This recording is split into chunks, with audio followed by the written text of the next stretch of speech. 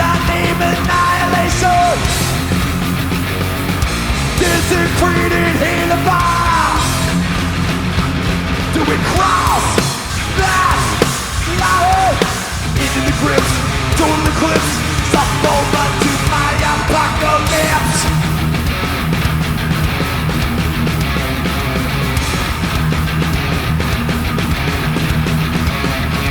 Deadly vision, prophecy reveals. Death magnetic, pulling closer still. Be thy name as hell awakened. Desolate inhale of fire. Cause we cross that line. Into the grips, total eclipse. Softball onto my apocalypse. My apocalypse.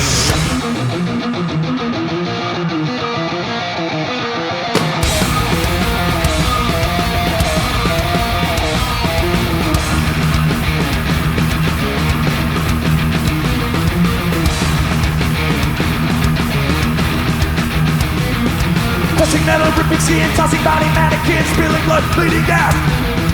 Mangle fest, stopping fire, dripping bloody valentine, shadow flame, spitting glass. Split apart, split apart, split apart, split it out!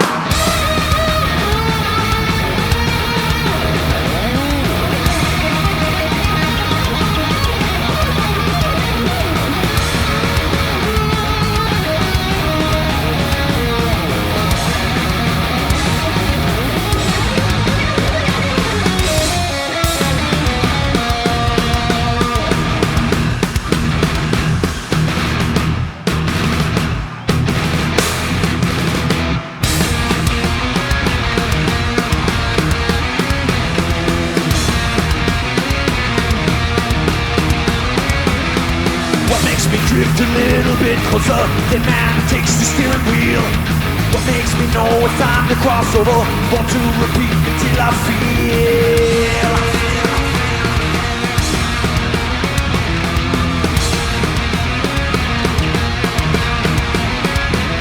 See through the skin, the bones, they all rattle.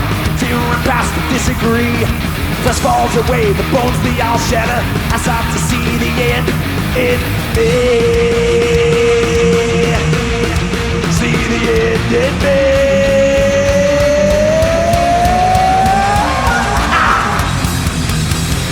Claustrophobic, climb out of this skin. I'll expose them, reach and pull that pin. Violate, annihilate, no moves into my eyes. Obliterate, exterminate, is life itself denied. Hear thy name is hell awakens. Disintegrate, inhale of fire. Cross that line. Into the grips, total eclipse. Softball onto my apocalypse. Time to awaken my apocalypse. Demons awaken my apocalypse. Heaven awaken my apocalypse. Suffer forever my apocalypse.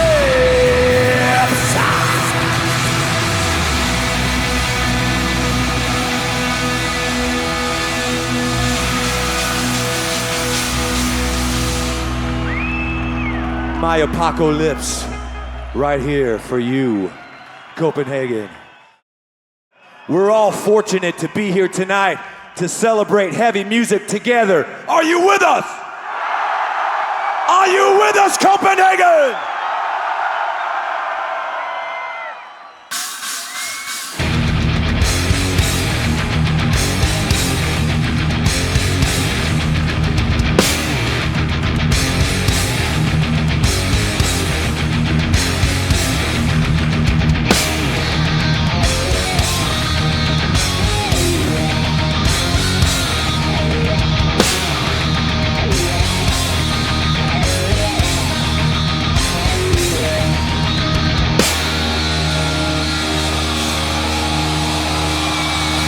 you know this song?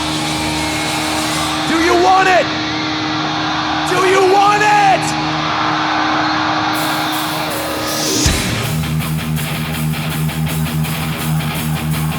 light it up.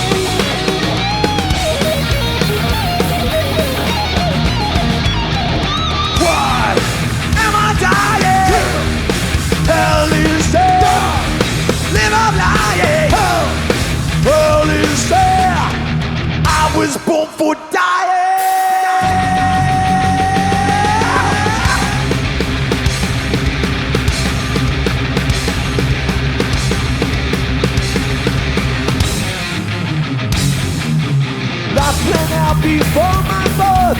Nothing could I say. Have no chance to see myself more than day by day. Looking back, I realize nothing have I done. Left to die with only friend. Alone I clench my gun.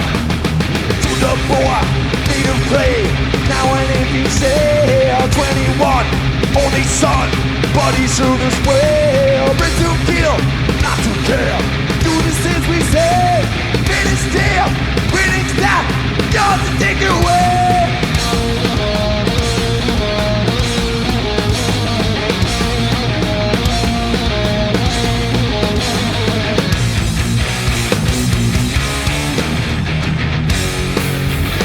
Let's sing it!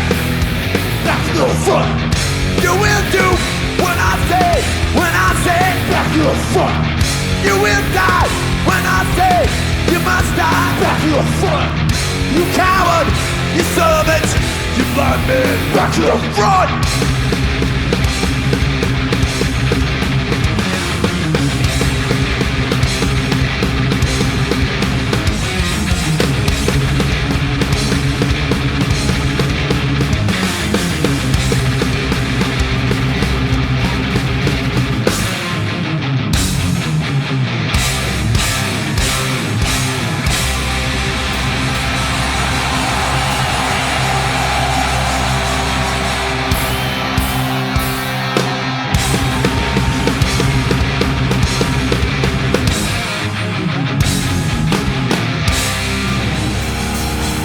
Disposable heroes for you, man.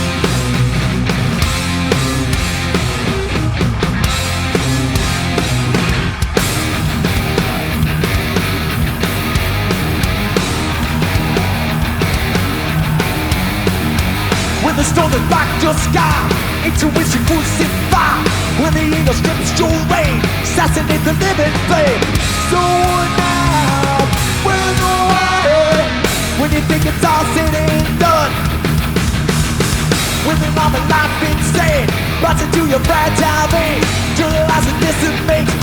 patronize and complicate. So what now? Where go I? When you think it's all said and done.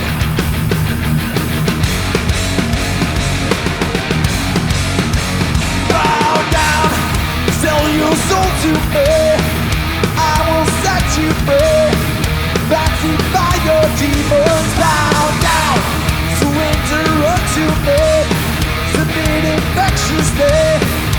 Sanctify your demons into a fist.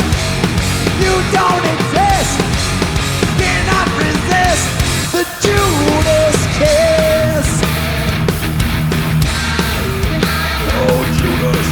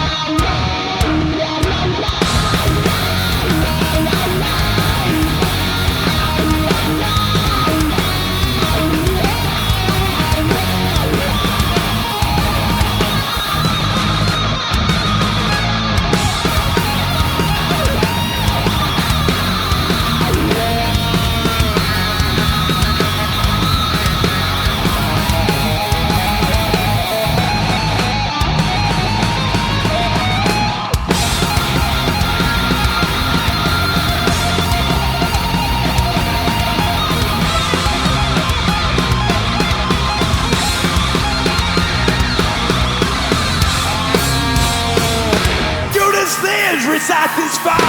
I become your new god now. Oh.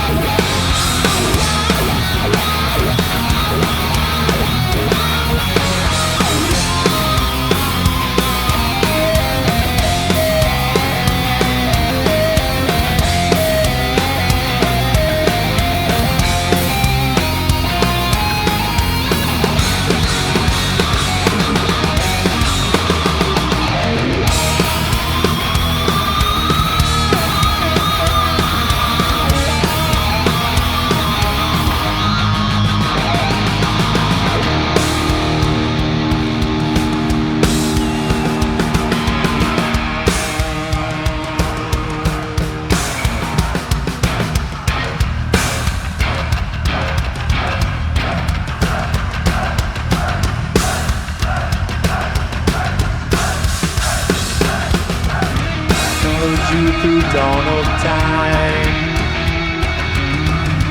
whisper thoughts into your mind. Watched your towers hit the ground, do what your children never found. Helped your kings abuse their crown. In the heart of evil man, plant the seeds of my own plan. Strong and powerful will fall. Find a piece of me here now. Inside you also bow down. Sell your soul to me. I will set you free. Sanctify your demons. Bow down. Surrender unto me. Submit infectiously. Sanctify your demons into a mess. You don't exist. Cannot resist the Judas kiss. Judas.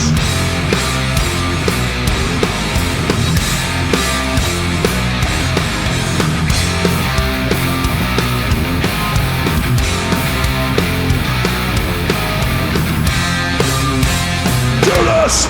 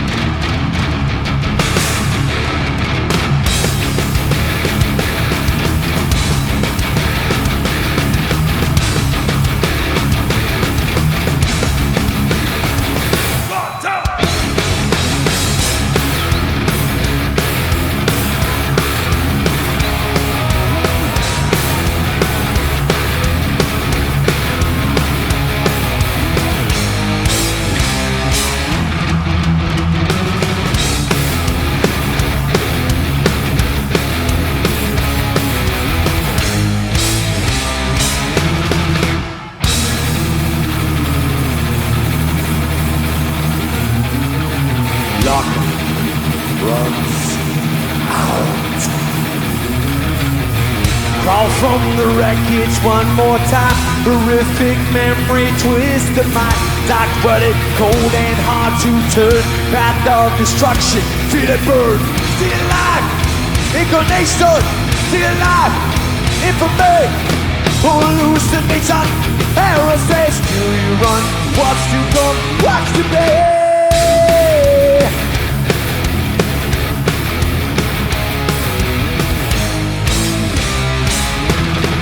Cause we hunt you down without mercy. Hunt you down all night very long. Feel us breathe upon your face. Feel us shift every move we trace. Hunt you down without mercy. Hunt you down all night very long, yeah. Luck runs out, coming again, but your luck runs out time.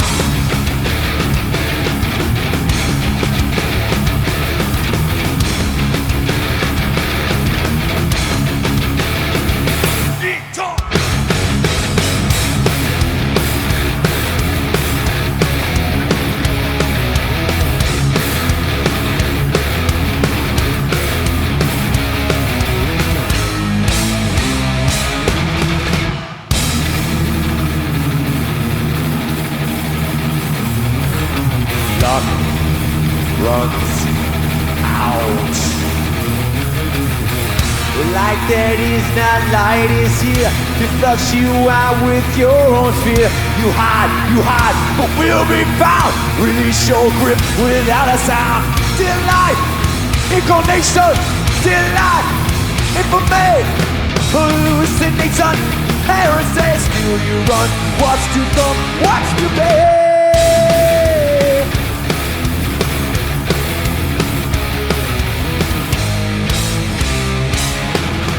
Cause we hunt you down with a mercy.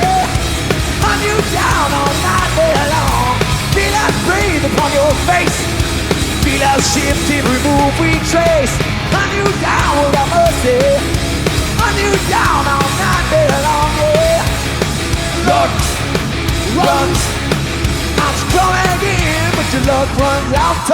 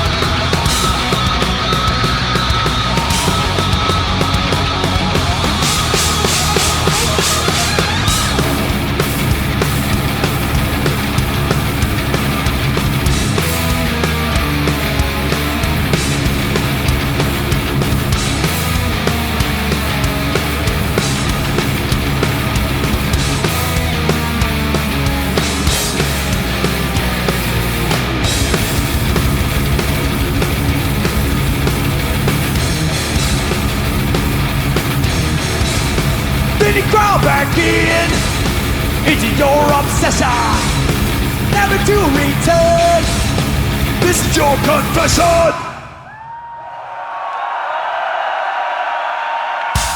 Hunt you down without mercy. Hunt you down all night day long. Feel us breathe upon your face. Feel us shift every move we trace. Hunt you down without mercy. Hunt you down all night day long, yeah. Luck runs out to Copenhagen, but your luck runs out time.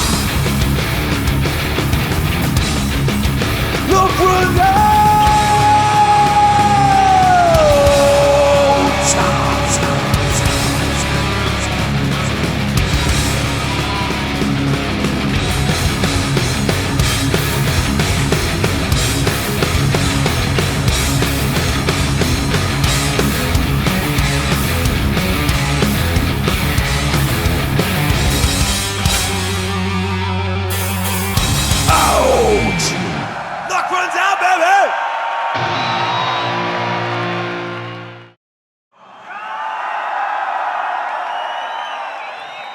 We just want to say thank you so much to Copenhagen. You have made Metallica so welcome and feeling so much at home. It is our second home, even though it's Lars's. We thank you so much. We appreciate you, Copenhagen.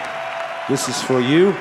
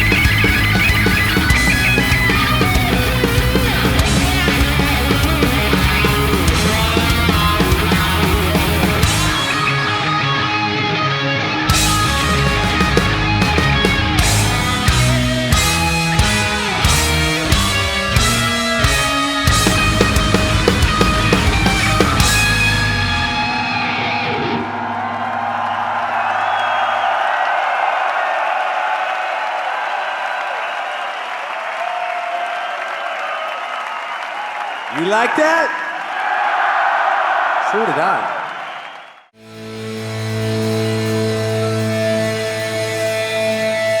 This next one is from the album Ride the Lightning.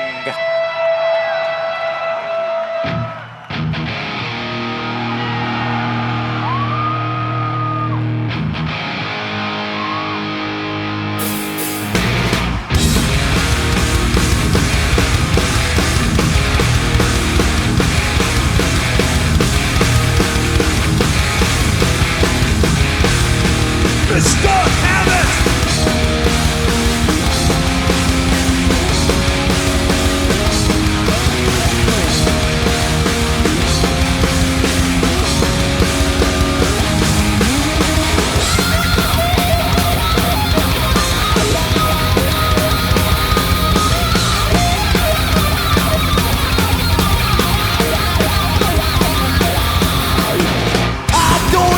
How to live through this hell, smoking up boxes locked in the shell, frozen soul, frozen down to the core, break the ice like a ticket anymore, breathing, get moving on, screaming, can't hear my call, I'm dying to live, cry out, jumped on the right side.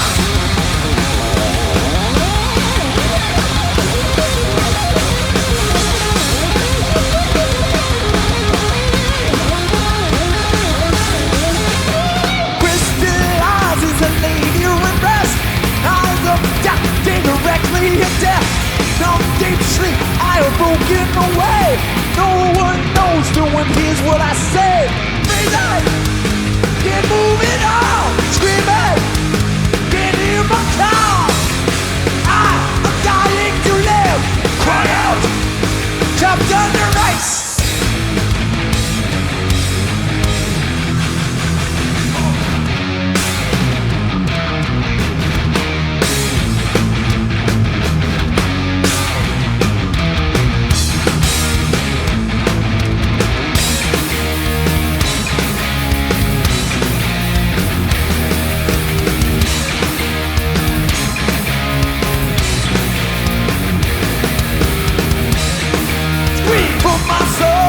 Mystified forevermore.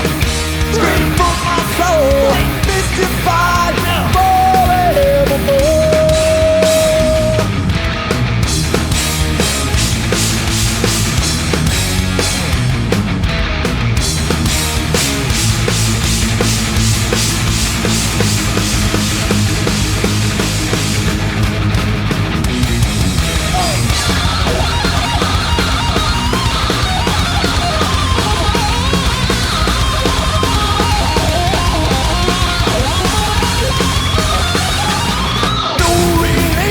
Cryonic state.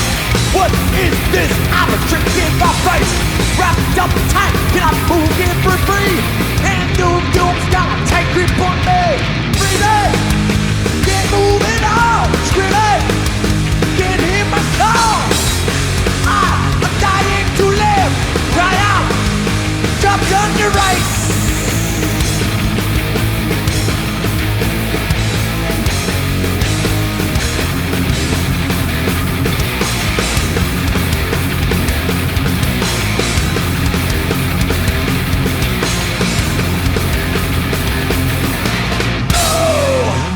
Trapped under ice. And thank you very much, Copenhagen. You make us feel good. Thank you.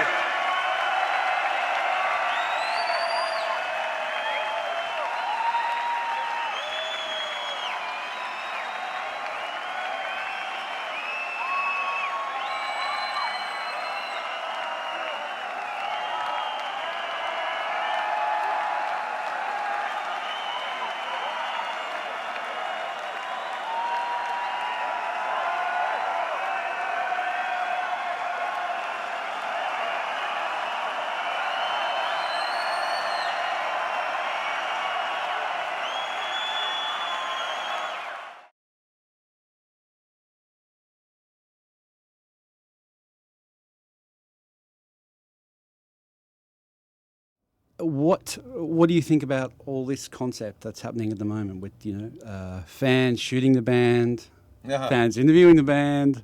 And shooting us. I was Yeah. never a big fan of being shot, but with video cameras, it's okay. You know, you get professionals out there that they're a little jaded with all the, hey, I want to put my mark on this with this, and this is my style, and this is that, and Wayne Isham. well, anybody really. If you've been doing it long enough, you develop a style, Signature. and it's kind of hard to break out of that. So it's kind of cool having the fans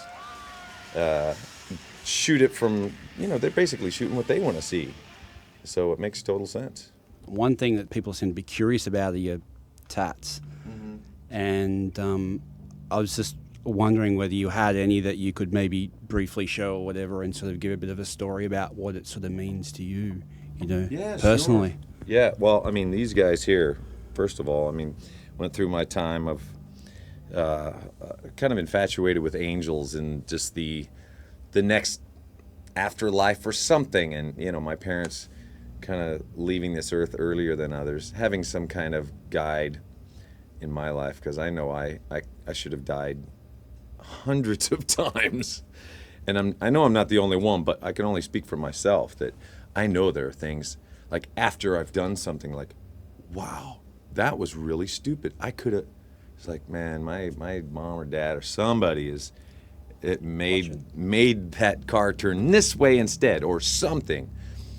And it's kind of nice to see those or realize those things. This is my higher power. This is an angel bringing the gift of music to me. These are actually my hands. The tattoo artist Jack Rudy, he took a Polaroid of my hands and then he copied them. So that's me in struggle. And this is the angel bringing me music to help me through the fire. And this in Latin is Donum Dei, which means gift from God. So this one is, besides my kids' names and all of the other, they've obviously all got meanings, but this one is pretty important. And then Cliff, this is Clifford Lee Burton, and this is the middle bit to Orion, the bass part. Awesome. Oh, man. No, that's right. Yeah. Like, most people find it hard enough to stop drinking, like, when stresses in their life are around. I know I battle even, I hit the bottle way too often. And someone like yourself who has the public eye on you, you're always being scrutinised by people unfairly, whatever. Like, what sort of kept you going to be able to, to do what you did? Because that can't be an easy thing. It is tough, and learning certain tools is important to be out on the road, especially. Nowadays, there's a lot more bands out there that the bottle's not that important to them, or the drug, or the smoke, or the whatever, the chicks, whatever it is that kind of sidetrack you. It's not as important as it seems as it used to be. But yeah, it can be a challenge, when the stuff's there, sitting right in front of you, And for me, haven't been really good at long-term goals, and long-term happiness was always pretty foreign to me. I'm going to be happy right now. I want it now because I feel like shit. And, the drink, the chick, the whatever was always a quick fix. Do you miss it? Well, if I want to miss it, if I feed the dog that says, this was so great, remember this? Or if I feed the dog that says, dude, look how great your life is right now. Look at the crap that you used to be in. It depends on how you look at it. And I know I could go back and fuck things up pretty quick, and I don't need to do that. But also, when the criticizing, the public eye, the things like that, it really depends on my mood. If I'm in a really good mood, I can take anything at any time. But if I'm feeling a little insecure or a little tired or a little hungry or whatever it is, or just a little frayed from the road, and that's why we don't go out for such long periods of time, because you start to get frayed, and your head starts to swell. You think you're greater than you are, and all of this stuff. And I can do whatever I want. And then all of a sudden, I'm doing stuff I don't need to be doing. So keeping the tour legs shorter has helped a lot. And then all the criticism, it's just, people are people, man. We're no greater than each other. We got the same size soul, and we're trying to feel happy, and we're trying to feel loved. It's simple as that. And some people think if they can put someone else down, they feel a little more, their ego comforts them a little bit, and I know what that's like, man. So I contributed to that. It's like, they're just being like that now, It's got nothing to do with me. So being able to kind of let it bounce off you is sometimes difficult, but that's the tool I like to use. What is it that sort of prevents you from sort of straying away from, Metallica? Yeah, there are two sides to me on that. The one side is, I'm so happy here. I get to write whatever I want. Dude, I just wrote an intro to My Apocalypse last week, and we played it at the concert the other night. It's like, whoa, this is awesome. There's a lot of freedom if you let it, but there's a lot of times when we all kind of get hung up on each other and, hey, I want to try this. It's like, well, maybe no, the democracy is like, And, I got to step back and think. It's like, you know what? Well, maybe that's best. That's best for us. If we're not all in agreement with it, let's not do it, man, Or management thinks, well, this is maybe a bad idea. It's like, we're going to fight him a little bit on it. And then it's like, well, wherever the passion is, I'll believe you. I'll believe you on that. The true passion is the key. And that we go with that. And so obviously you get enough of that in the band to be able to sort of sustain you without needing to look for that elsewhere. Well, I think I keep trying to do stuff outside of it, Even, like writing Nothing Else Matters. That was not Metallica. That was not going to be for Metallica. That was just me and my head and my, misery for a while. And they heard it and said, hey, bring it on in. So it seems like anything is able to be Metallica, which is fine. But then there's the other side of me that's like, well, they're keeping, management doesn't want me to do this because it's affecting the name of the band, so I can't do what I want here, and blah, blah, blah. And it gets, it gets single-minded, and that's not, and I know that's not the right thing to do. We got a great thing going here, and there's this part of me that thinks, as soon as somebody goes off and does a side project, I don't take them as seriously anymore. And not to knock other bands, but say a Slipknot. Corey, amazing frontman, amazing singer, but you don't really know which band he's in at the moment. He's got so many things going on, and if that's and I certainly won't judge him on that. Maybe he's doing that to survive. Maybe the money thing is tough, or who knows what it is, but maybe he's not getting in all the stuff that he needs to get in. But that's his journey. I would much rather, I think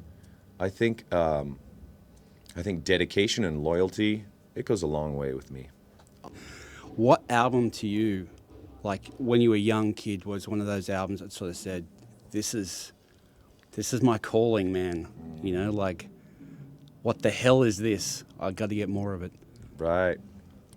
It had to be the Black Sabbath. When out of all the records in my brother's record collection, my brother's 10 years older than I. He was in a band, and he had all kinds of albums, and from Jethro Tull to the Beatles to whatever, all this other stuff, and I put on Black Sabbath. That was pretty much it. Like Black Sabbath? Yeah. The self-titled? Yeah, the first album. Yeah. Put it on, and it was, wow, this is different, and I like this. This has got some, it's got some balls, it's got some heaviness, it's got, you know, a little bit of scariness in there, but it's next level, you know. It's taking it a step further. This is just not regular bouncy rock. This Eyes wide open. Well, yeah, this has emotion behind it. This has Power. you know, power, fear, whatever. You know, it really has to do with your roots, man. When you're growing up, that stuff's so important and it's so impressionable on you. So everyone has that in their life. And whatever band it is at that time, you know, for my wife, it's, you know, Phil Collins, you know. That's okay. It moves her. That shit reminds her of stuff, of her teen years or something that she connects with and goes, wow, I can ground myself in this music. For me, going back, listening to Sabbath, listening to Skynyrd, listening to UFO, listening to Priest, listening to early Maiden, stuff like that, it does that. It does that for me. What's your proudest track that you've written personally yourself? That's a difficult question because I think we've all accomplished some great things with different feels.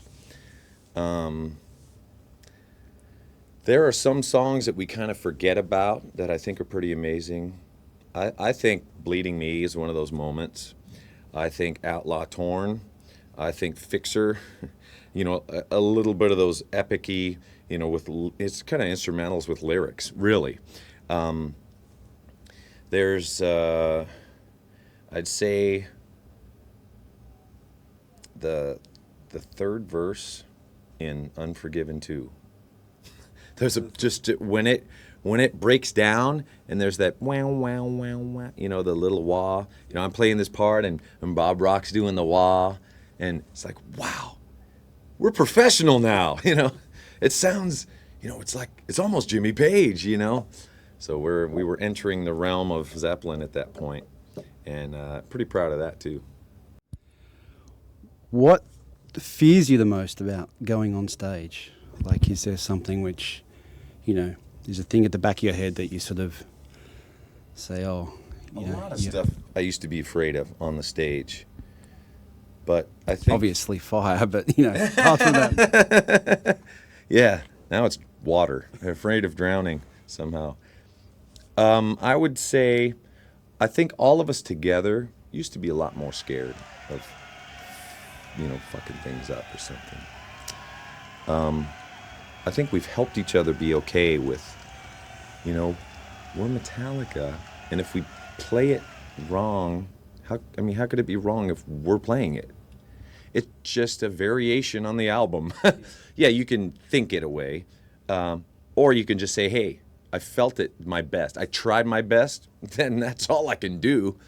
If it was, you know, 30 degrees in Russia when we played that solo and my fingers froze up, that's as good as I could do. Or if my throat was swollen shut like that and I'm trying to sing, nothing else matters. I did my best.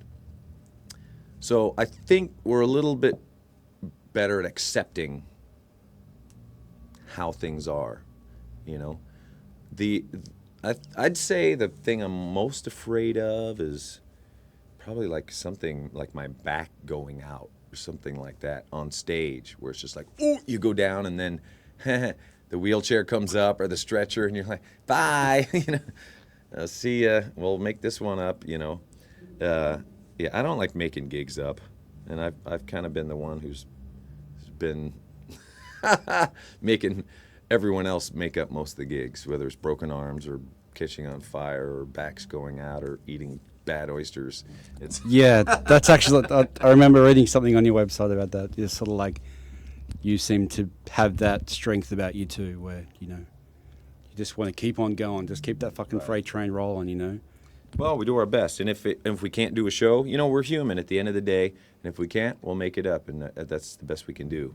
And if people have traveled a long time ways, you know, to come to that show that day and they can't make it the other day, it's a bummer, but it's part of life, and we can't be superhuman.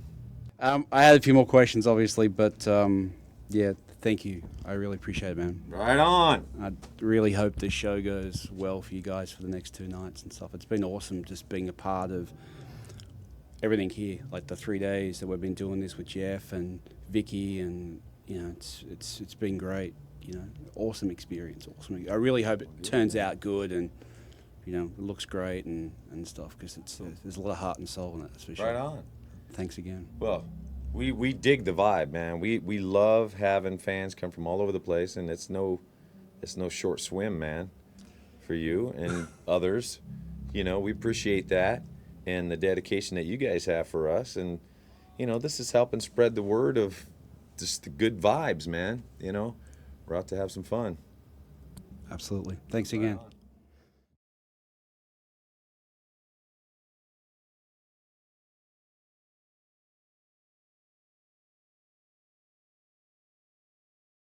Hey Kirk, I'm Dennis. I'm a fan from Metallica for the last 15, 20 years. Yeah, you recognize me from somewhere. We talk about that later. So they asked me to do some questions for the fan can. I had just written down some questions, so I'll just take them in random order. First question is, what happens with the T-shirts you get from fans during the meet and greet, and the CDs and the candies or something? It all goes into a big box. That's once that box is filled up, it's sent home, and at the end of the tour, I go through it all, and it gives me a lot of pleasure just going through all that stuff and seeing all the cool stuff that people have given me and given us, and I go through all the CDs and listen to them a lot. A lot of them are time sensitive, meaning listen to this by Wednesday, but by the time I get around to it, it's like 6 months later. So, if there's any opportunities there, I've pretty much missed it. But all this stuff just pretty much goes into a big box and is shipped home until I can get to it after the tour. Yeah, but we know the banners, you hang them up in the I think HQ. But what with the T-shirts you get? If they're really your size, you really wear them, or you just keep them as a souvenir? I keep them more as a souvenir. Yeah, I mean, stuff like that, I tend to just kind of put away, and one day I'm just going to display them all. That's fair enough. Yeah. So one question on my list is, we tape, sometimes we tape during the show, we tape you on stage, but why is it so hard to tape Kirk? Because for some reason, Kirk always seems to run away from the camera. I'm hyper when I'm on stage, it's hard for me to stay in one spot. And that's been a complaint with photographers as well, is that it's just hard to take pictures of, because by the time they've gotten me in focused, I've moved on. It's just hard for me to stand in one spot. I mean, I'm restless on stage. I'm hyped up. I'm excited. I'm feeling the energy of the music and the energy coming off the audience. Oh, that's fair enough. What have I have more? Because you're on stage now, let's talk about the beach ball moment. After 50 shows, is it still fun to kick on the balls? Absolutely. It's a lot of fun. I mean, I have to say it's very cool, and it looks totally surreal when they start dropping down, and people are punching them and hitting them all around. It's weird because like certain countries will just take them and grab them. Other countries will just kick them all around and kind of play volleyball back and forth with them. A lot of times the fans will just throw them back on stage, which is weird to me because I would think they would want to keep it. But I mean, yeah, it's fun. And who came up with the idea of the beach balls? It was actually a joke I made to Tony DiCiaccio, one of the guys at Q Prime. I said, yeah, and at the end of the show we can have these balloons coming down. Well, sure enough, at the O2 in England, at the end of the show, all these balloons came down, and I just started cracking up. We all just started cracking up. What's your favorite music? My favorite, it's hard for me to pin down a favorite type of music because I listen to all sorts of stuff.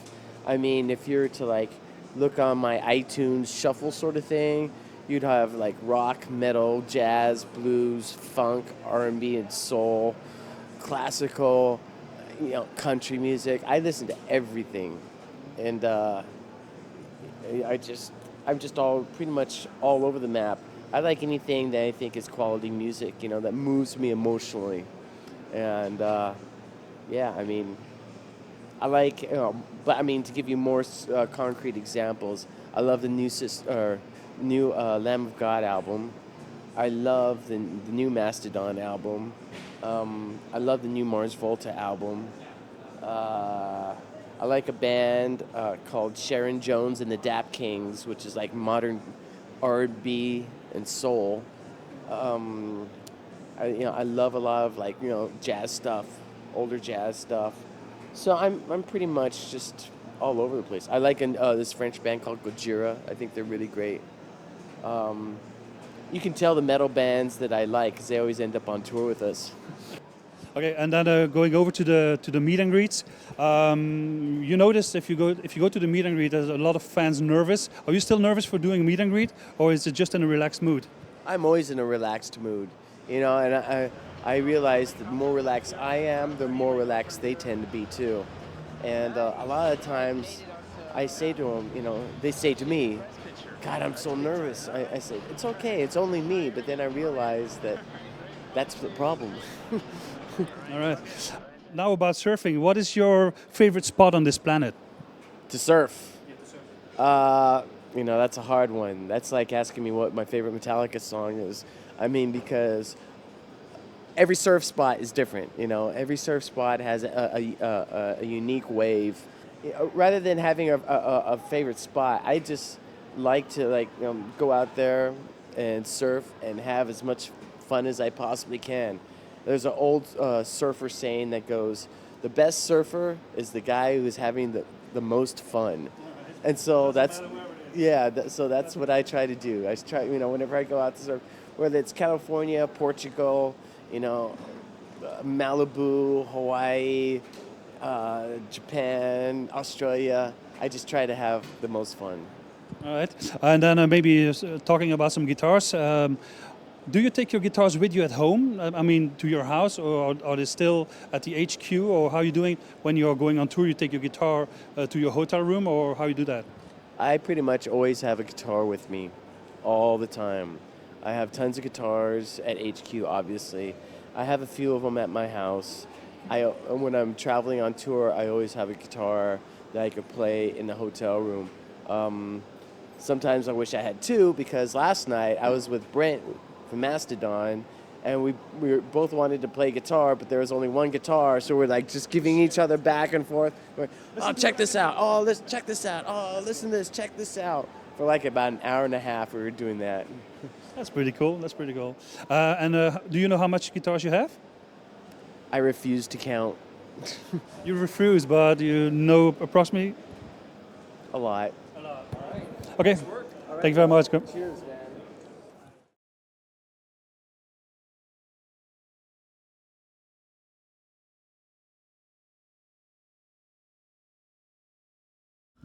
Så vi skal prøve at holde det her i dansk. Det kan vi ikke sagtens. Har jeg fået at vide? Nej, du må ikke læse med nu. Jeg må. Okay. Ja, ved du hvad, jeg synes, jeg var rimelig idéforladt, da jeg skulle skrive dem. Men jeg var rimelig idéforladt, da jeg skulle skrive dem, fordi jeg synes... Men det er ret at se dig hjemme i København igen, og... Jeg er lidt nervøs her i starten, fordi det er første gang, jeg prøver interviewer.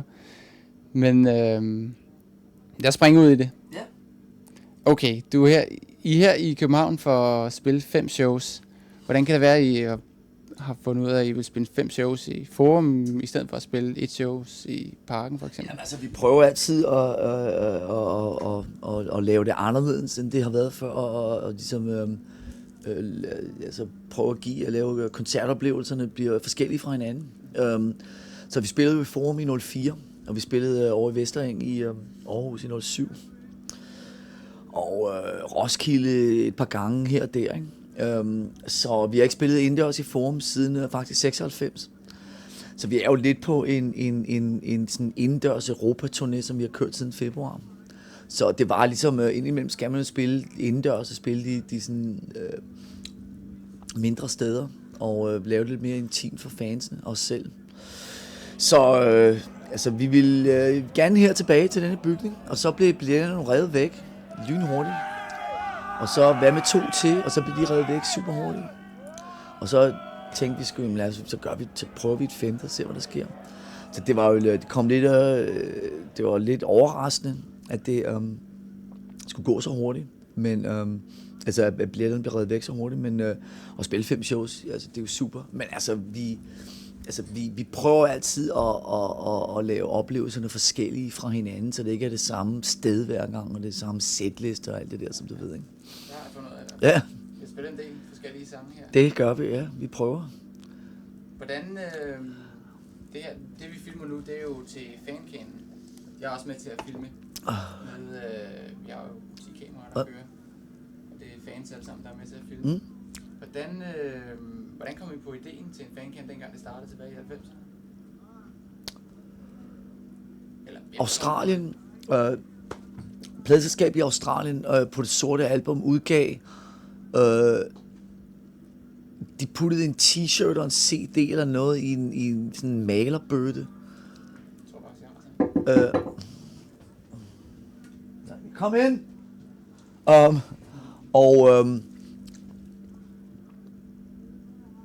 I think, det er det, jeg tror, ideen kom fra det australske pladeselskab. Så vi den der malerbøtte, den var helt genial. Så tænkte vi, jamen så laver vi nogle fancast. Vi lavede mange af dem op i 90'erne. Men nu udgiver vi jo næsten alt, hvad vi laver hele tiden. Så det er jo lidt småt med sådan specielle ting, man kan putte i. Men så kom ideen med at gøre det her, og ligesom lave noget af fansene for fansene, gennem fanklubben og så videre, så virkede det cool. Men altså, den originale idé med fancan, den går tilbage til, tror jeg, 93 i Australien. Hvor det der pladeselskab kommer og proppede en hel masse ting ned i sådan en malerbøtte. Det er det hele, det udspringer fra. Ja. Jeg tror faktisk, jeg har en derhjemme, at den bøtte der med sådan en guld CD. Fordi den hedder ikke fancan, men jeg fandt den. Nej, den hedder ikke fancan, ja. Nej, fandt den i rockhulen. Ja. Men den kom til at hedde fancan, da vi begyndte at udgive dem selv igennem fanklubben. Hvor involveret er bandet og dig i selve So What og alt det merchandise, der ryger på gaden?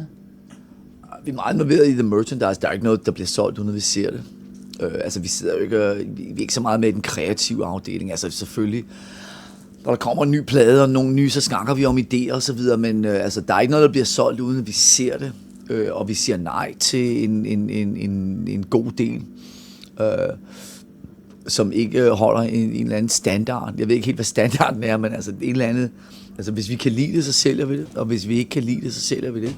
Der er mange ting, vi siger nej til, men fanklubben er vi jo meget involveret i, altså med So What, og altså nu har det jo kørt i 15 år, 16-17 år, og selvfølgelig Steffen, vores redaktør for bladet og så videre, altså han styrer jo foretagende, men altså jeg ser hver blad, inden det bliver trykt, vi godkender, og vi tjekker, og vi er med til en kreativ afdeling og sørger for, at tingene bliver gjort ordentligt, og der er sådan en vis standard. Så I er en del involveret, så det er ikke bare sådan nogen, der står og skriver en hel masse interviews omkring, og så rører det ud? Nej. Det var også ideen. Altså, mange fanklubs var jo decideret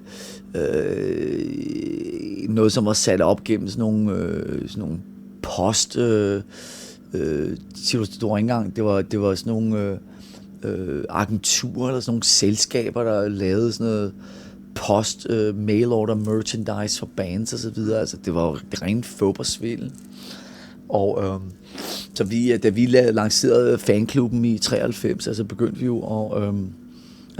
jo at ligesom ville være involveret i det. Og ligesom prøve at være involveret i så mange af detaljerne som muligt. Godt at høre, I er involveret. Er der ikke bare nogen, der styrer jer? Nej, selvfølgelig. Men det er også, det foregår nede på HQ, der hvor vi er, og hvor vi holder til. Så altså vi går ind og tjekker, altså alle tingene bliver til der. Så det er også rent praktisk er vi faktisk også, altså det foregår i den samme bygning. Nu ved jeg, når inden I går på scenen, så går I jo ind i jeres tuning room og lige øver jer lidt og varmer op. Hvordan bygger I en setliste op, inden I går på scenen? For det ved jeg, at det foregår sådan forholdsvis kort tid, inden I går på scenen. Altså jeg sidder ned og prøver bare at sætte nogle numre sammen, som vi ikke har spillet. Det er dig, der laver setlisten? Det er mig, der laver setlisten. Ja, jeg sidder og prøver at sætte nogle forskellige numre sammen hver aften. Og prøve sådan lidt gammelt og lidt nyt, og lidt af det ene og lidt af det andet. Og så nogle numre, som vi har spillet ofte, og så nogle numre, som vi ikke spiller så ofte, nogle specielle ting og så videre.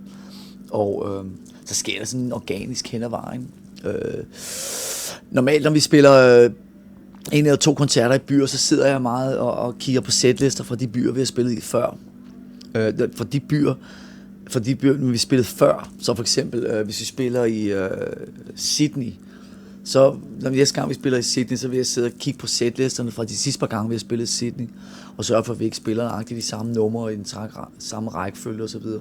Så jeg sidder ofte med setlisterne. Jeg får sådan et printout af setlisterne fra de sidste 10 år i den by, eller sådan noget, og sørge for, at vi spiller de samme setlister igen. Lidt nyt og frisk. Ja. Hvilken sang, nu har I simpelthen en rimelig stort bagkatalog, er der en speciel sang, som du er allermest stolt af at være med til at skrive? Eller ikke være med til, men hvilken sang er du faktisk mest stolt af at have skrevet? Altså, jeg ved sgu ikke, om jeg kan bare hive en ud. Altså, selvfølgelig, de samme som, altså du kan gætte dig til, altså Master of Puppets, One, selvfølgelig Enter Sandman. De store klassikere. Ja, altså, jeg ved ikke om, altså der er også en grund til, at de er blevet klassikerne i forhold til Carpe Diem Baby, eller et eller andet, altså.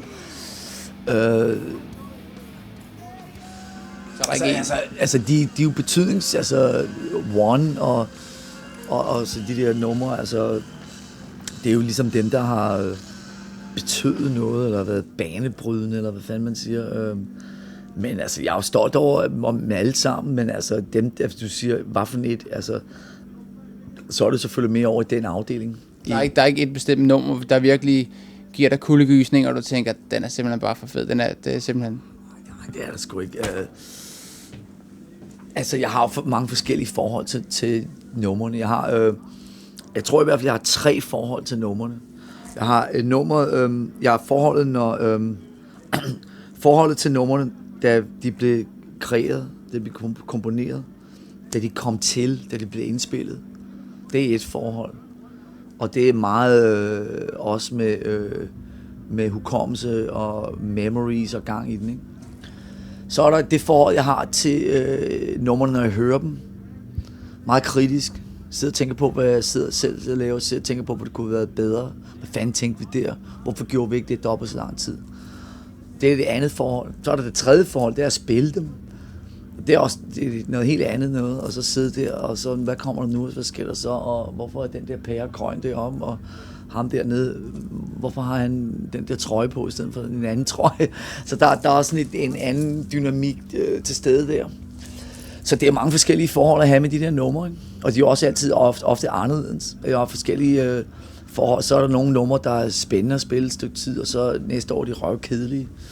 Og så videre, så videre, så videre. Så det er altså, jeg er ikke den, der kan skære det ud i pap og sidde og sige sådan, det nummer, det er det bedste, og resten af dem, det har jeg ikke det samme forhold til. Det, altså sådan har jeg det ikke med vores musik. Okay. Apropos talte om, nogle gange bliver det kedelige. Bliver du nogensinde træt af at spille de samme sange? Ja, selvfølgelig. Men altså,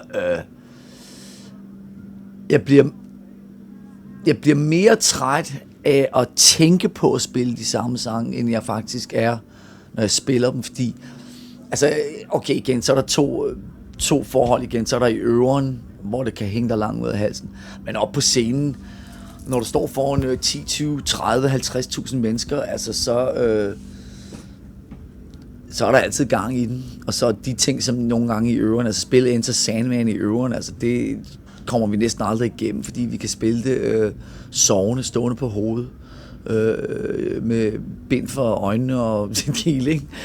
Så altså, men at spille det live er jo super, så det er jo noget, altså det er også to forskellige ting. Har du et bedste fanøjeblik, kan man sige? Er der et, der bare stikker ud fra hele din karriere, hvor du bare tænker, det der, den gave, jeg fik der, eller et eller andet? Jeg kan bare ikke lade være med at glemme, den person var så venlig at snakke med, eller et eller andet. Der er sgu så mange, altså.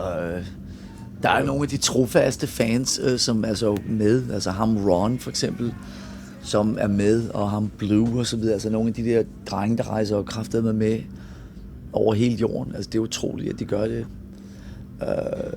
Det er jo super spændende, fornemt. Og så er der jo de der fanøjeblikke, altså, jeg kan huske den første gang, skal passe på her, Metallica fanklub er jo sådan en familie, men altså den første gang, altså når folk, de gjorde det i 80'erne et par gange i USA, det tog virkelig røven på mig, når de var over i den der afdeling med, om ikke godt, du ville sådan bolle med konen, eller det ene, altså over i den retning der. Det ville betyde meget for mig, hvis du vil, nu siger jeg det pænt, hvis du vil sove med min, eller være sammen med min pige, og sådan. Det skete sådan 3 eller 4 gange over nogle år. Det var meget underligt. Der står sådan en fyr, sådan helt sådan glad, kan I ikke? Vil du ikke? Bare gør det. Ja. Tag dig min pige. Okay, og hvad rolle spiller du i det? Meget underligt, strange. Men altså generelt nu om dagen er det jo meget stille og roligt. Nogle autografer og lidt billeder og så videre. Så det falder ned på et rimelig normalt niveau. Det er det bestemt. Perfekt. Hvorfor? Man har aldrig rigtig hørt om nogen fra bandet, der har lavet sideprojekter. Nej. Er der specielt grund til det? Eller har I simpelthen bare for travlt med det, I laver? Vi har jo alle sammen hørt om... Jamen altså, det er jo også fordi, vi er så stolte af, hvad Metallica er, hvad Metallica repræsenterer. Det er jo ikke noget, altså, det er jo ikke noget, vi har brug for.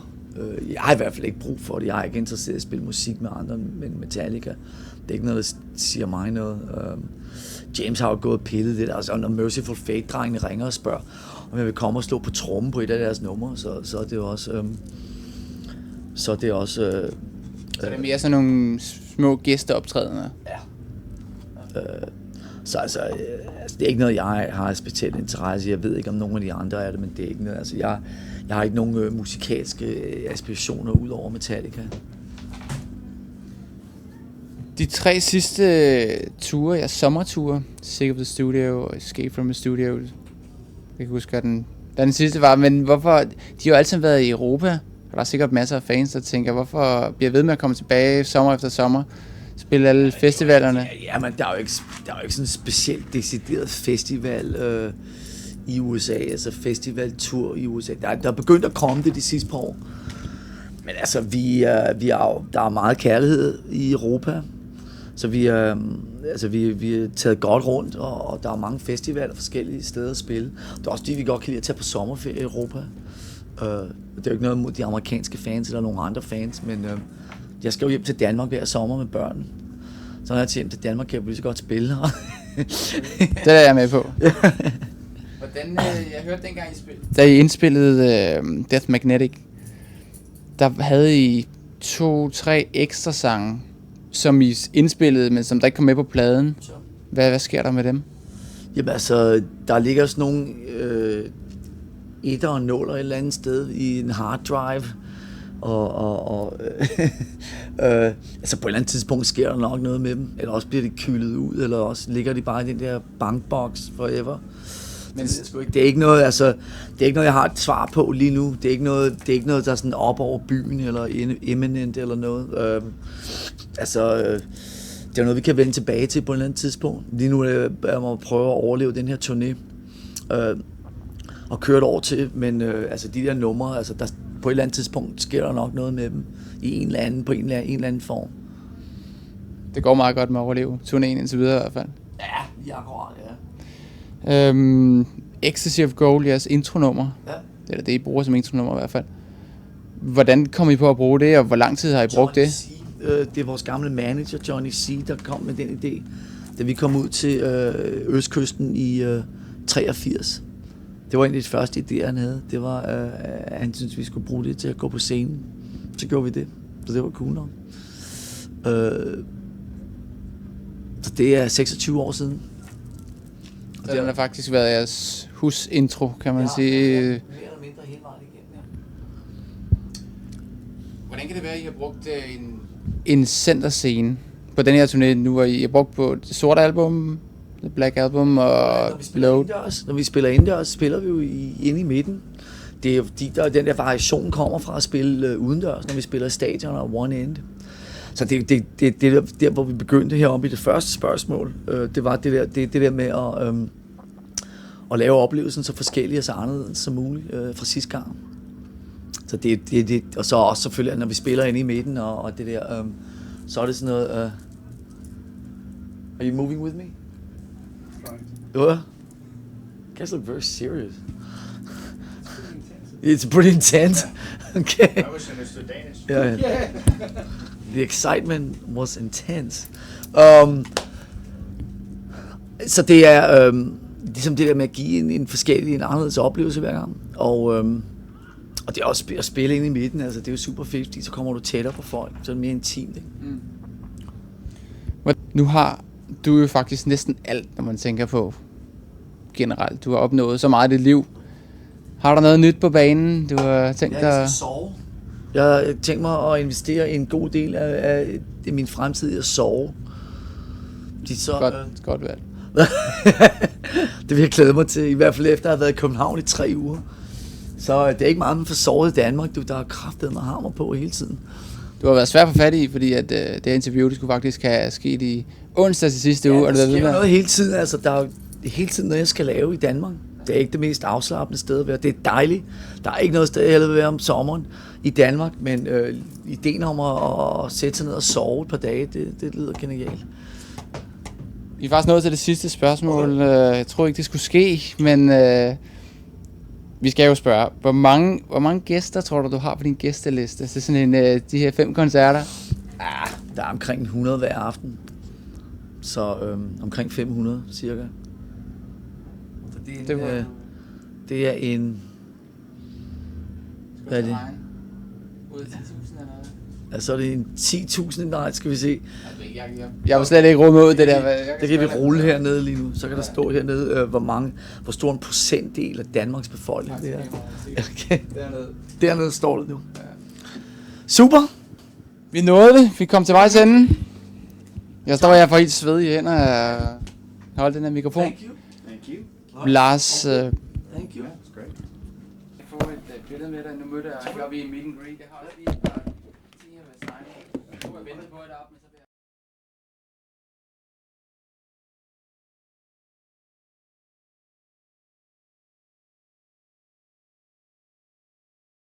The other night, it felt really good to see hardcore fans filming us because, for one thing, it really makes you, feel energized and really want to show the fan that's filming you, how fired up you are to be performing this particular Metallica song for them and to have them right there documenting it.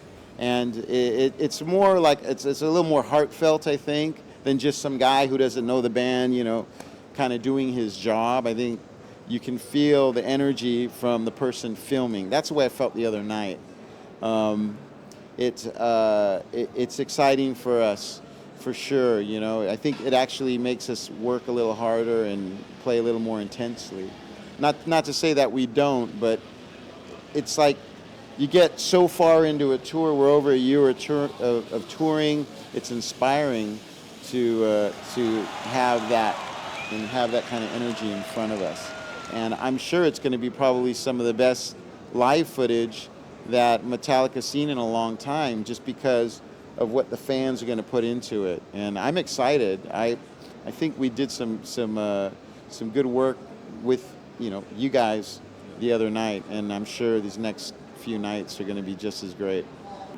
When you were playing with Ozzy, you didn't have to do so much press and interview stuff. Well, how do you deal with that right now? How does it feel? Getting into the Metallica situation, it's like going to the opposite end of the spectrum where you have a lot of responsibility, and obviously you've got probably more press than almost any other band. One of the things about Metallica is we always try to really cater to our fans and cater to the mags and do just really throw it out there and let people know that we care. And that's why we have one of the best fan clubs in the world, if not the best fan club in the world, because the band cares. So it's a lot of work, but it's actually it feels good and very rewarding. Okay, I saw you also today on the stage before the audience came in. You were jamming about half an hour or something like that, checking out settings or whatever. Do you find hard to, or do you have to put a lot of you into what you are doing to stay in sync with other guys or with the thing that you're doing? Well, basically, this is a rare occasion. We're here in Copenhagen. We've got 5 shows in the same venue, so it's very rare that you have the opportunity to have your equipment set up for this many days. And to be honest, with some of the basses, we've been having some problems with getting the sound. So today was a great opportunity to actually get with Big Mick, our sound man, and find out what can make those basses better. Bringing up the mids, reducing the lows, just trying to make these adjustments so that these basses will sound better for the show. When you're playing over 2 hours of music and at least for me, I'm rotating about 15 different instruments into the set. It's we play sometimes over 18 songs, and some of the instruments don't hold up as well as others. So today was a perfect opportunity to make some adjustments, and hopefully we'll be doing it the next couple of days. But it's very rare that we're in one location this many days, so this is a great time to fine tune, so to speak. But this isn't something that I regularly do. Usually it's just like, you roll in a couple hours before, get your press going and everything. But this was good today, and I thought we got good results, and hopefully tomorrow we'll get the same. Okay. Are there any other pluses or minuses of being 5 days in the same place? I think it's all good. I mean, one of the great things, one of the pluses, obviously, is that this is Lars's stomping ground, his home turf, so to speak, and that in itself makes it special. It's a special occasion for him. It's a special occasion for Metallica, because as everybody knows, a lot of what Metallica is about has come from Denmark and come from, not just Denmark, but Scandinavia, and a lot of the influences that surround the band sort of originated on this turf and in Lars's brain and his mind. And one of the things I feel is that it's always special when you play places where there's the history, whether it's the band having recorded here and spent a lot of time here, members being born here, or even like in Los Angeles. For me, it's obviously interesting and special because it's where I'm from, and it's also special for Metallica because, it's where, James and Lars met, and Dave Mustaine, and helped create the early stages of Metallica,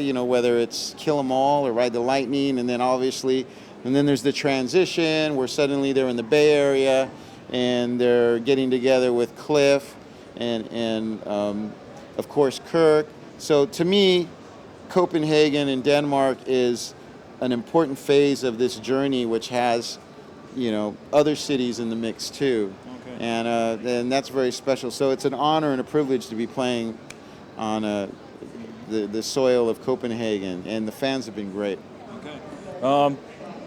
You are also altering the set list each night.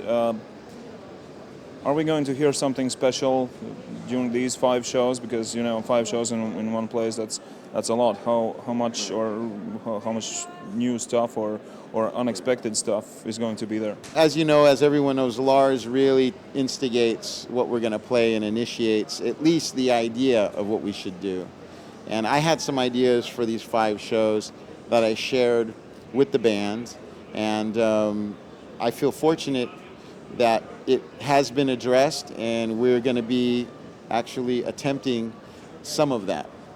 Sometimes you can't always get what you wish for, but you can get some of it. I'm still trying to get the guys to play Frayed Ends of Sanity, so that might take a while, and I don't think you'll hear it here. But okay, how do you feel technically? Well, when let's say Lars says, "Okay, let's throw Phantom Lord in tonight." Oh, I feel good. I feel good now. 5 years ago, 4 years ago, whatever, I would have been like, "Oh, shit," When I first joined the band, it was so overwhelming because I had to learn all the songs off Saint Anger, and this is material that the band had never played as a band because it was recorded like straight onto, to tape. So it was a challenge for me to learn that material. And then on top of that, to learn this back catalog that ranged well over 20 years. And at the time, they hadn't really been messing around a lot with stuff from Kill 'Em All so much. It was always edited. And then all of a sudden, we go into our first batch of shows at the Fillmore, and it's like, let's play Phantom Lord tonight, It's like, Phantom Lord, oh, shit. Because they give me a list, and it wasn't on the list. And I said, here's an A list, here's a B list, here's a C list. And I started getting songs from, you ask one guy, he says, oh, we're not going to play that. No, we're not going to play that. We're not going to play that. And all of a sudden you ask another guy, and he's like going, we might play that. And then, it's just somebody had a different view of what the set was going to always be, and it was never on the same page. So I ended up kind of getting myself in a situation where I was playing a lot of obscure material, stuff that I didn't expect to play. So in a way, there's something special about that to me because, to be honest, those Fillmore shows were like truly rehearsals. As people may or may not know, when Metallica gets really busy, the rehearsals become a little less than probably most bands would expect because of the press load and the photo sessions and everything that goes into the mix. And then you've got your families too, so you try to kind of take care of everything.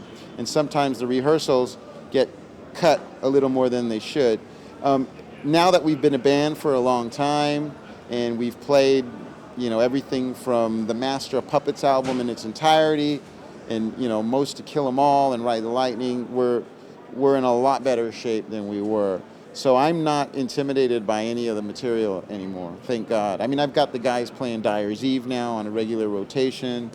We're playing songs like My Apocalypse, and it's really a lot of fun. And hopefully we get, again, some more of the inactive material in there too. I love songs like Orion and Call of Cthulhu and stuff like this. So we'll see. Okay, how did you exactly technically learn these songs? Do you went through tabs or do you listen to CDs or everything? When I first joined the band, I had the books. I mean, literally. It's funny because not only did I have the books, like I remember Kirk having the books and James even. Some of the songs that hadn't been played in such a long time, it's like, wait, what note was that? Was that, A flat or or a A or whatever, So actually the notes, your books offer you, your answers sometimes. So I kind of had everything in the mix. Even like sometimes for live arrangements, you've got to refer back to what the band did in 1986 or whatever. So sometimes it's good to reference old material. I'm the one guy in the band where I have a CD of everything. I've got CDs from, every show that we've done as a band almost, or at least the ones that sounded good. That way I'm always kind of up to date with what we're going to do. Because some songs are edited. Like if we play a song like Trapped Under Ice, maybe a good chunk of the time we played it full arrangement. And then now we're playing a slightly edited arrangement. So it's always good to have an updated version of like a song like Trapped Under Ice or whatever. And so I'm the type of person that has a lot of information with me when I'm trying to learn something. And that way it makes less time with James or something. Like I don't have to ask, show me this song. It's just like, show me this note, or whatever. I end up showing him the note now, So it's all balancing out well now, and we're doing a lot better than we were. So it's at the moment it's really cool with all the families and everything. At the moment, everybody's vibing really well. We've got some fun stuff planned, not related to the music, but more like related to the families. Yesterday was my son's birthday, and the Hetfield family came out. We went to Tivoli. Some of the crew was there. We had a really great lunch and went on all the rides and had a really great time together. Did your son get pied as well? Did he what? Did he get pied? Thank God he didn't get pied. But it's funny because one of the guys in the crew got pied the other night, and I saw all the crew with these, with these pies, and I go, no, they're not going to pie my son. He's 4 years old, man. And so someone else ended up getting it, but maybe next year. When the tour is over, what's next? Well, we're already working on ideas for new material. We have our tuning room, so there's always some sort of jamming going on. I always say that Hetfield is a riff machine. Comes with ideas, like he turns a knob and there's a great idea. So there's no shortage of new song ideas. I think everybody will be working towards their kind of their creative side and developing, parts for songs and also enjoying the time off. I have to say thank you for the opportunity to be here and to be a part of the filming crew. Great. So that's a lifetime opportunity for all of us. We really appreciate our fans. We appreciate our fan club and how hard you guys work in supporting us, because we feed off that. And there's a demand that's been created for Metallica still after all these years and all these different phases of the band's existence. So we feel honored and privileged that we've got a fan base that really cares about us, and we can keep making music and be motivated to make music. It's like it's gotten, in the last year or two, it's just seemed to have exploded on all fronts, with even new members, young members, older members discovering the band. So a lot of good has happened for us, and we feel very fortunate, and we're excited to continue this journey. And me personally, I feel like Death Magnetic is the launch pad into even more, and it's like only the first step into more things that we can do musically and also for the stage. So there's a lot of good things coming up for the future. So we'll be with you for another few years. Never afraid, never me. Still wind up the unforgiven.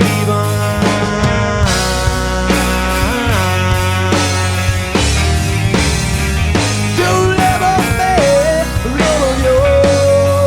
Still wind up the unforgiven.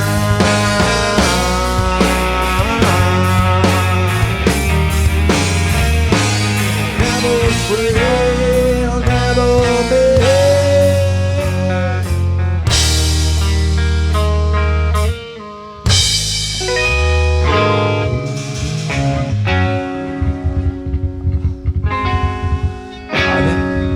I think that's the wrong chord, man.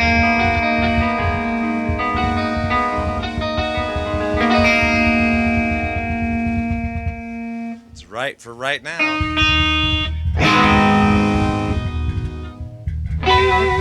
Can I use that?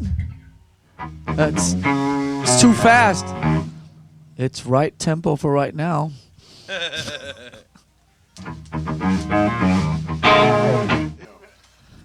Don't go there. At my whim. Don't go there. At my whim. Don't go there. Yeah, just be spontaneous whenever I want. When the crowd yawns. The other day, I saw you move your head in that song. I have a great idea. It should have some rhythm guitar in my ears. Your choice. Don't you- Your ears. Your choice. So what are we doing? Lights So- or trapped? Trapped. Well, no. Don't fuck with me.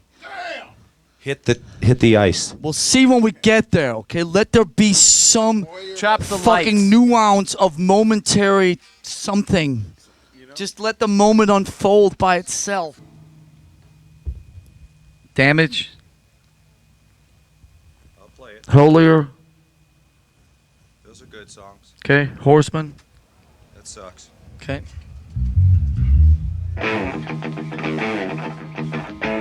I'm just singing on these. I never do guys. On the instrumentals, okay? We're ready. Here we go. There it is. Listen, check it out.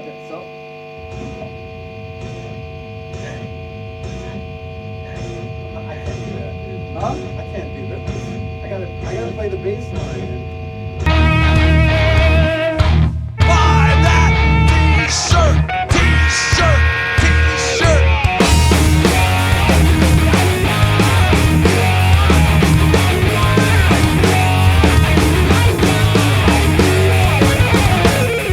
That's my favorite part when you go wheelie wheelie wheelie wheelie wheelie wheelie wheelie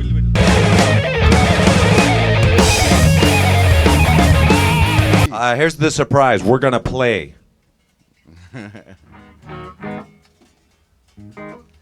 Here's the surprise. We're not canceling. It's kind of already decided because 3 of us like one, but you should hear them both anyway. Just so I know that it's the intro. And not some other band starting. Lamb of God's not finished. Yeah, I know that. That just seemed really short.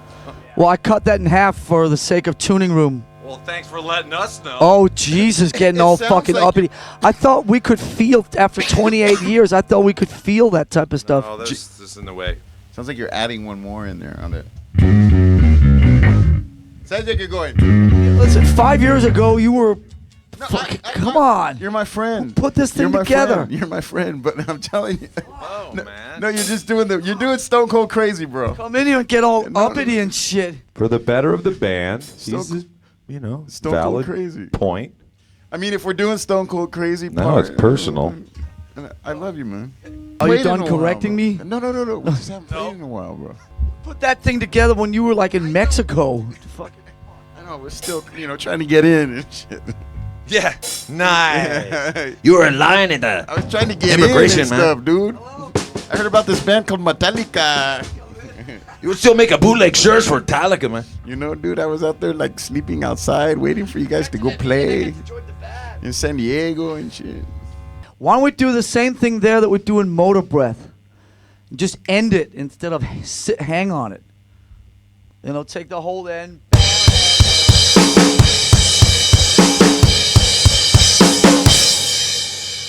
Okay. You know what I mean? So no fucking half-hour chord there. Okay. If one thinks of that stuff. Look at that half-hour chord. It's long. I don't think I've ever done Yeah, that. that's almost a song. That's almost one of the instrumentals.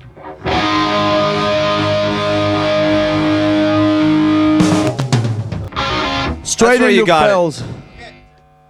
Hot-blooded.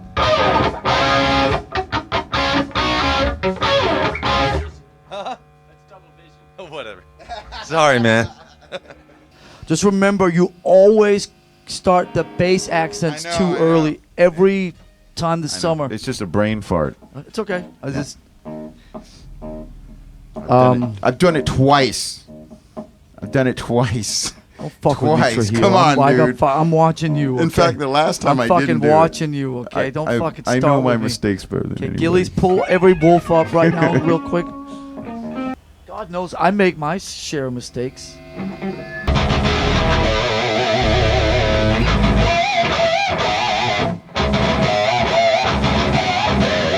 Okay. You could replace that guy in Aussie now. How does it feel to be a lie? Apocalypse That's is all I'll before. say. There's nothing. And they'll go, yeah, it's great. I go, whoa, man, you guys are fucked up. Okay, change the riff. Put a harmonic in there. Ranchero style. Yeah. Like a salmon in the head that always plays to repeat. Like a blind that I'm instructed to the speeding time of sleep. Like a voice that lives to speak. All I knew was out of bite. Like a misery that keep me focused though I'm gonna stay. Like it needs that man and I must wake up from his day. Like a big toast. I want to hear him clap after that. Okay, yeah. Clap for me, and we did it. Okay. I want to hear the booing.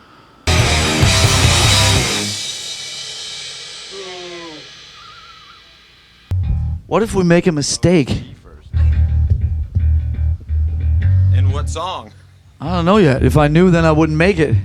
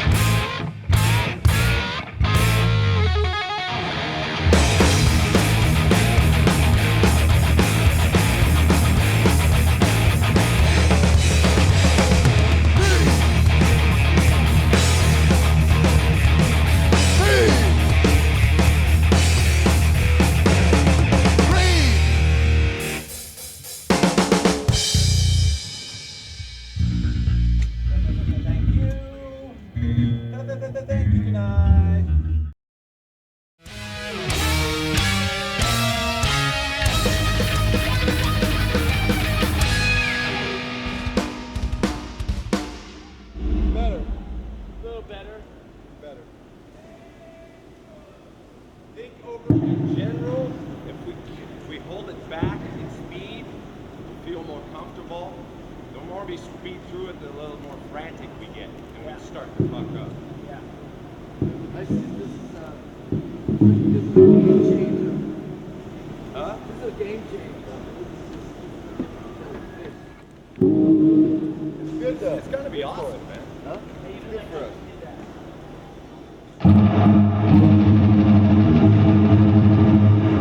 Once or twice?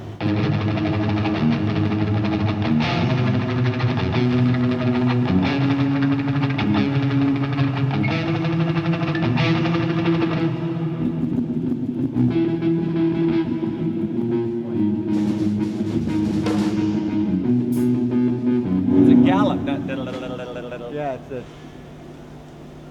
trot.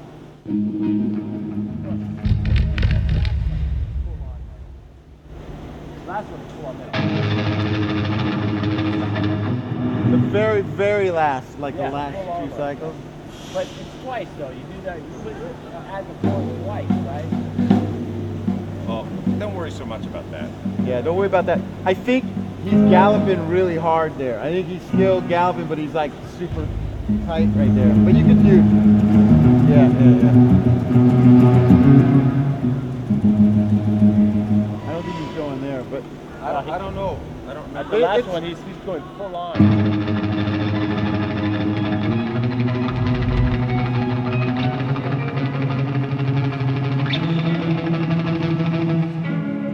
At the end of the day, that's not going to matter as much as the right hand, as that. Whether you do it one way or the other way.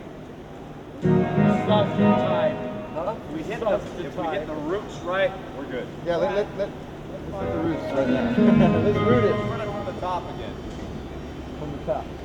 time you get out of the three.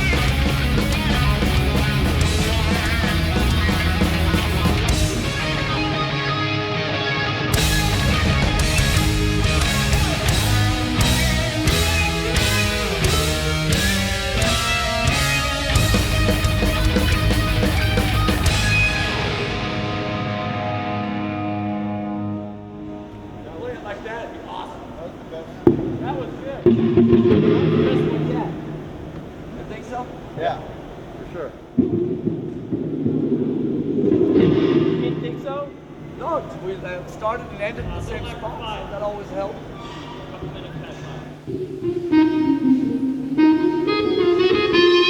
Let's try the other one. Come on.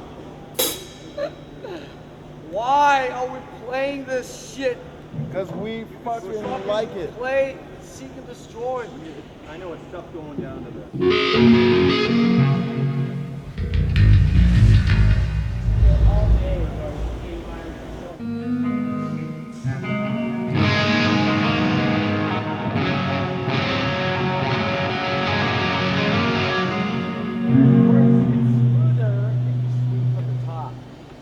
Starting on that.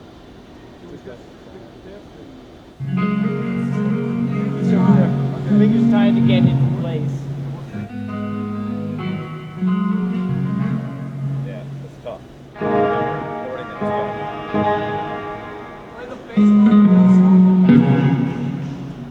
So the intro of this other song, I need the homes in there. Is he gonna?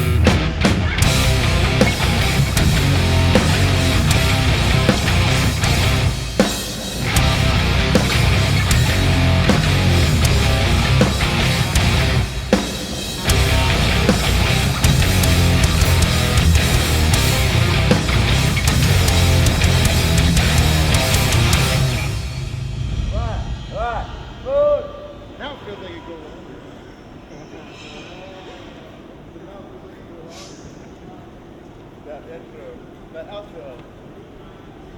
Anyway, all that shit. That's good. Gotta go. Sounded Come great. back from the t-shirt stand. Sounded great. Well, we're rocking. Nothing wrong with selling t-shirts. I think it's gonna be just fine. Let's practice the back half of it one more time. Yeah. From what part? You guys, are you totally cool with all the melody stuff? You want to take it from there? Yeah, let's take it from the Marley part. The Marley riff.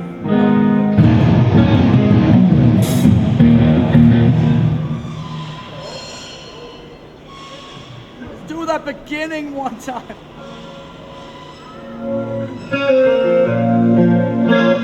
They're out, or what do you want to do? Should we just practice the beginning one time? Okay.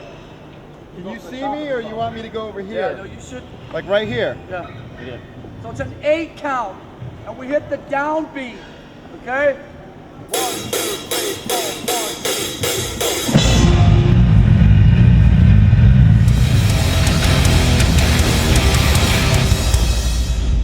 2, 3, 4. It is too short, man. We gotta do We gotta more. do 4. Like, we gotta do 2 more. Hey. 5:25. We gotta do that. We gotta do that. 4 of those. And try and maybe ramp it down. Yeah. James. Jay. We gotta do 4 there at the end. Okay. We'll do them like extra. So instead of 2, just do 4. Yeah. Of the back one. Yeah. So 2 and 4. And then when you go into that drum groove in the middle of the song, I can't find that. I don't know if that helped, but you were like, Well, I played it slightly. So,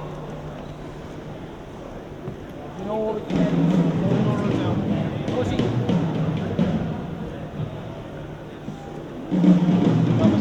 Oh, we could play another 2 minutes. At least. Thomas got your pain. You don't want to peak too early. Den der skide store tromme. Hvordan står den der? Den er flyttet lidt ud, det gjorde vi allerede sidste tid. Så meget. Lidt under en tromme.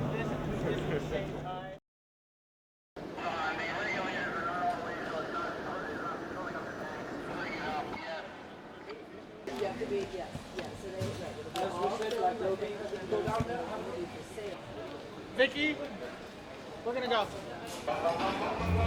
Are you kidding me? You paid today? Dinus. Yes. There you go. Jens. Thank you. It's for you. 5. Rasmus. It's for you. 6 is Mark. 7 is Matt. Okay.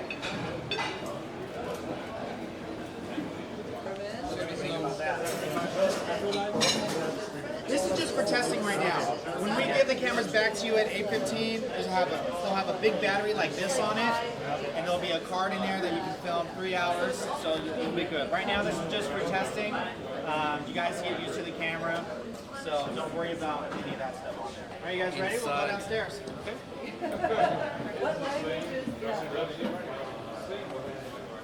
Washer. Victor. You have people following you, Victor, with cameras. They're all taking pictures. Guys, put the cameras away, please. Thank you. Really, you should have cross zone, Mark. I mean, I there's have no idea what I'm talking about right now. there is. Again, I have no idea what I'm talking about. Look at that crowd shot. So we'll have basically all 4 corners covered. Get crowd. If no one's in your zone, get crowd shots, or shoot Lars. When you guys are recording, the red light is on. The red light is blinking on top. See, the red light is blinking on top. Should I just go now? Okay, where it says house song here, that's the Heavy Metal Thunder by Saxon. Okay, it'll be at a louder volume. That's when you guys should start recording. Okay. If you're not sure what song it is, you'll know when the song stops because it'll do thunder, and then it will stop. The crowd, the lights will go out, and then Ecstasy will start. So if you don't know what it is, as soon as the lights go out, you should start recording. Okay. Super important. Yes. And do not stop recording for the entire show. Yeah, don't press the button at all. In your case, if James, this guy in this zone is filming James, and you have no one else in your zone, you come over here and film the crowd. Because James is interacting with the crowd here on the rail. That was basically what I was saying. So Okay. I don't want him, if he's filming James here, I don't want you going all the way around going over there. There's a lot of flair on it. Is that called flare only around? Yeah. Well, plus if you get stuff on there, Like I was noticing last night on my camera, after Lars spit on it in the fucking- So he was like, I got it. No, this was in the huddle when I was filming the huddle from underneath. You know how they do the huddle before before they go on stage? I stuck my camera under there, and all I heard was. Too late. Why does he keep doing that? Is that what he was spitting on the other day in the tuning room as well? Yeah. This is not. And you have to clean it. Well, actually, she cleaned it. There you go.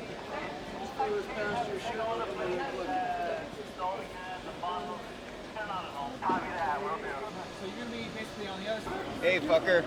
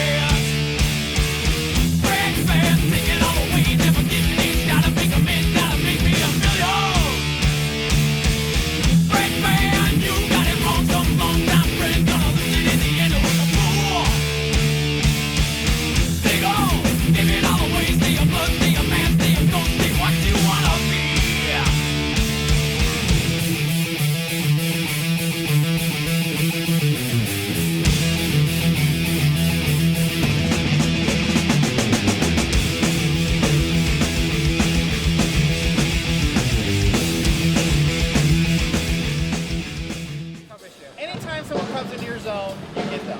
Okay, again, just to remind everybody here, I do not know what I'm doing. Don't listen to me. Remember we went through this the other day? I'm absolutely clueless. Don't forget now, I am clueless. So feel free